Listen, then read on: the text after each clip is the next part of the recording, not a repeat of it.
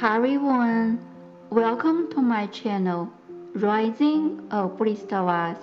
This is Nancy from International Buddha Dharma Society for Cosmic Law in America. It's a great honor to be here with you. Last time we talked about what is Samadhi, and today we will talk about how to deepen Samadhi power. Before the talk, let's pay our respect to the Buddha. Please join your palms and say with me, Namo Shakyamuni Buddha. Namo Shakyamuni Buddha. Namo Shakyamuni Buddha. Listen carefully, everyone. There is supreme Dharma in this talk. We know in Samadhi, one's mind is in stillness. The mind is concentrated and unimpeded. Because the mind is unimpeded, fears can be overcome and wrong perceptions can be destroyed. To reach a free mind, one will need to really discern that all five skandhas are empty. The five skandhas are the form is empty, the feelings are empty, the cognition is empty, the formation is empty, and the consciousness is empty. Everything is illusion. Everything is incurred by yourself.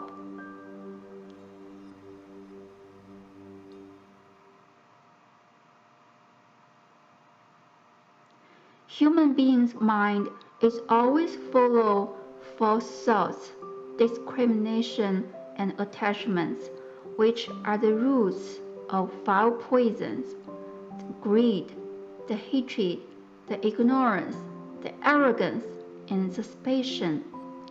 The five poisons stir the mind so that the mind cannot settle down. Now I would like to share a legend with you, the legend of Pele. The volcano goddess Pele.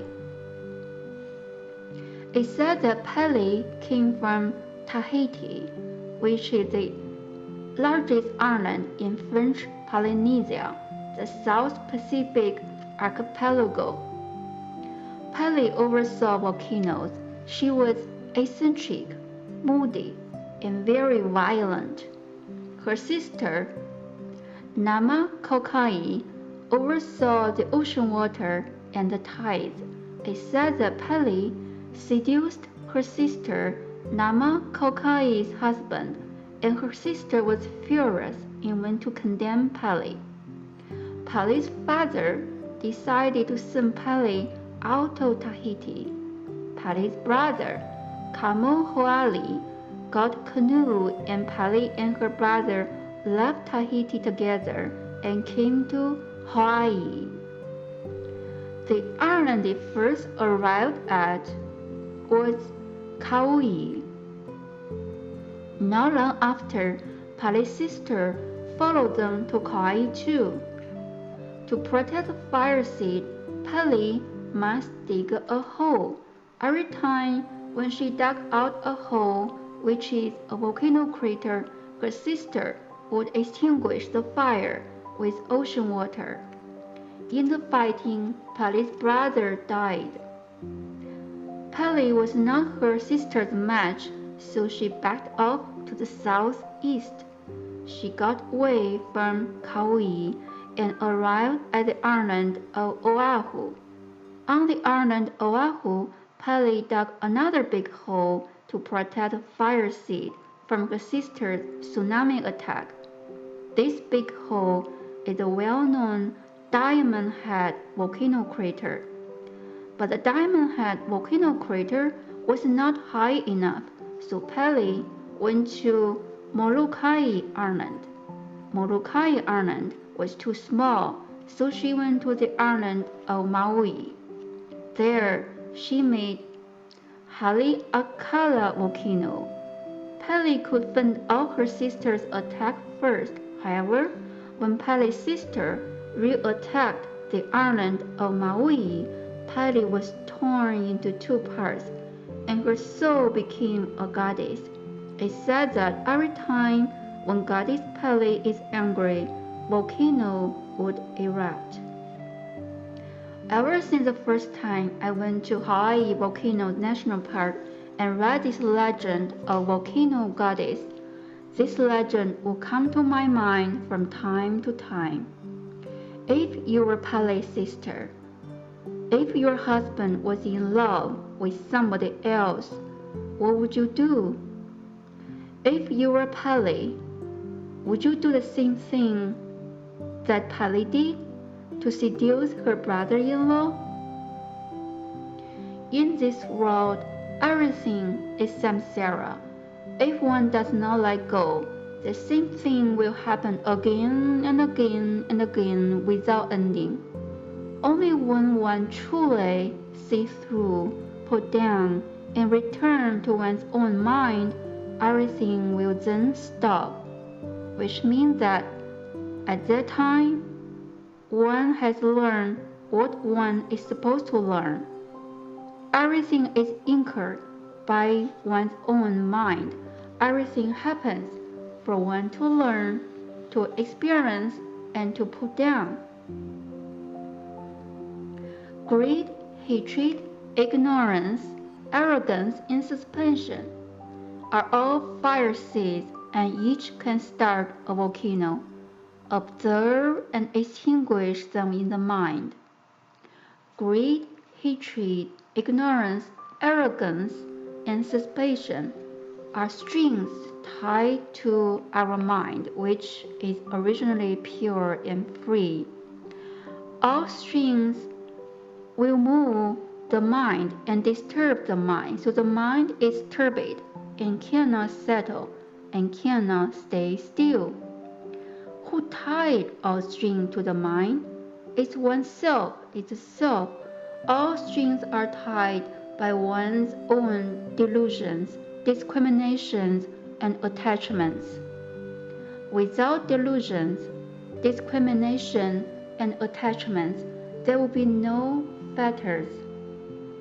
If you cling to reputation, you will have yourself tied up by reputation, and the barrier of reputation will appear. The deeper you're attached to it, the more difficult it will be for you to break through it. If you cling to profits, you will have yourself tied up by profits, and the barrier of profits will appear.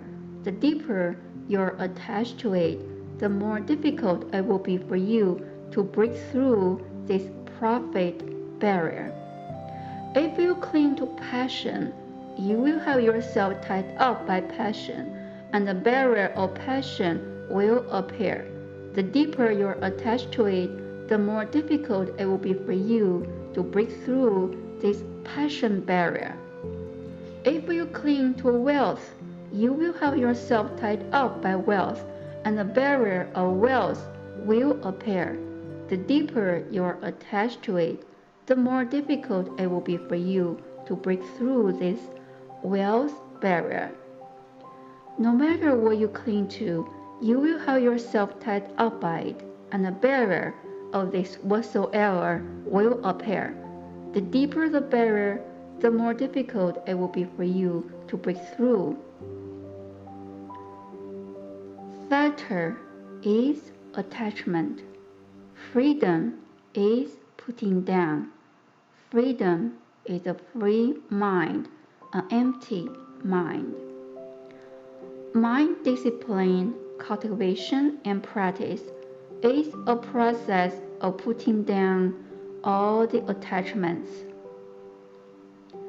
The more you put down, the bigger your achievement will be. The faster you put down, the faster your achievement will be. If you could put down completely, you will make the ultimate achievement. Putting down does not mean to abandon. Putting down is to guide those people who have affinity with you to take the road that you are taking. All beings are equal. All beings are from the same source. All beings share the same body, and all beings share the same heart. Since leaving our homeland, every being is seeking the way back to home. Every being, after hundreds of thousands of kalpas of cycling of life, will become a Buddha one day and will return to the homeland. To return means to remove all the false thoughts, all the discrimination, and all the attachments. To return means to clean up all the 5 poisons. To return means to be egoless and unconditioned. To return means to wear away all the edges, all the corners, and the willfulness of one's personality. Cultivate precept, samadhi, and wisdom diligently, and extinguish the greed, the hatred, and the ignorance. Buddha Dharma is one. Buddha Dharma is not two, not three. Chen, Jing, Mi, precept, samadhi, and wisdom, they are all different aspects of Buddha Dharma. They are one. To cultivate samadhi does not mean to sit to meditate all the time. Sitting meditation is only one method of cultivating samadhi. By sitting meditation, one may reach 4 dhyanas and 8 samadhis, but that does not mean that this person is out of transmigration. He may be reborn to the 4 dhyana heaven or the 4 empty heaven. Though they may live long time there, but still, he is still in transmigration.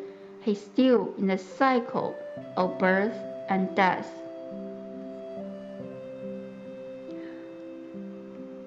While Shankma Samadhi is the samadhi of Buddhas and Bodhisattvas, which does not have entering into and getting out of samadhi. It means that Shankma Samadhi is in samadhi all the time. The mind is always still, no matter where, no matter when. The mind is not movable. Shankma Samadhi is the ultimate samadhi. How to cultivate samadhi? Bring out your Buddha heart. Repent. Keep vegetarian diet. Hold precepts. Recite the name of the Buddha. Read sutras and hold mantras. Train the mind by going through various things. See through and put down. Every day, tell yourself repeatedly, I am originally one with the universe. I'm originally one with the nature. I'm originally one with all the sentient beings. I'm originally one with the Buddha heart and the nature ocean. I'm originally one with all the Buddhas and Tathagatas. Then everything will be solved. Every day, tell yourself repeatedly, I am the universe, and the universe is me. I am the Buddha, and the Buddha is me. I am the Buddha heart, and the nature ocean, and the Buddha heart and nature ocean is me. I am the sentient beings, and the sentient beings are me. I am all, and all are me. This way, your body, your heart, and your spirit will gradually become balanced and harmonious. Be egoless. Be egoless. Be egoless completely. Being completely egoless means being liberated completely. Contemplate on these words. From time to time, these are all supreme, wonderful Dharma for cultivation. Be egoless and unconditioned, and practice according to the way. Bring bliss to all under the heaven, and rescue all the beings. Without ego in the mind, there will be no attachment. Accommodate the great thousand world in the heart, then how could personal things disturb the mind? Amitabha. The process of cultivation is a process of constant advancing. The process of cultivation is a process of continually putting down. The process of cultivation is a process of reshaping your mind. The process of cultivation is a process of steadily expanding the mind. The process of cultivation is a process of ceaselessly cleaning the mind.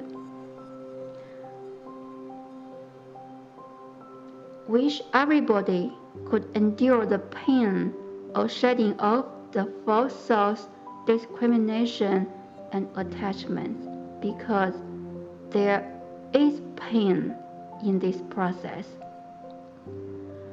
Wear off the edges, corners, and willfulness of personality.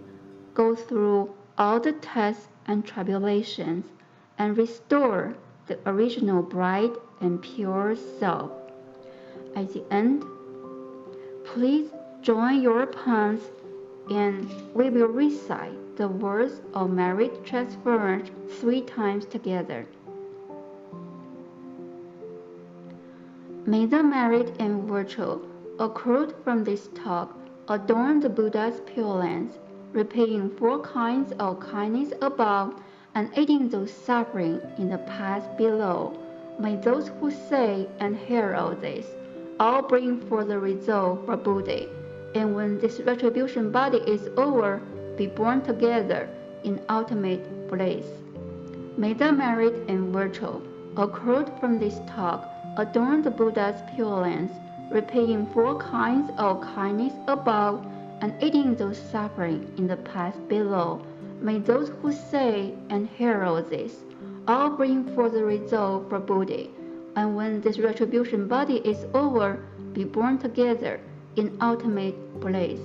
May the merit and virtue accrued from this talk adorn the Buddha's Pure Lands, repaying 4 kinds of kindness above and aiding those suffering in the path below. May those who say and hear all this all bring forth the result for Buddha, and when this retribution body is over, be born together in ultimate bliss. Namo Amitabha. May you be happy. May you be well. May you be safe. May you be peaceful and at ease. Thank you, everybody, for being here with me today. See you next time. Bye.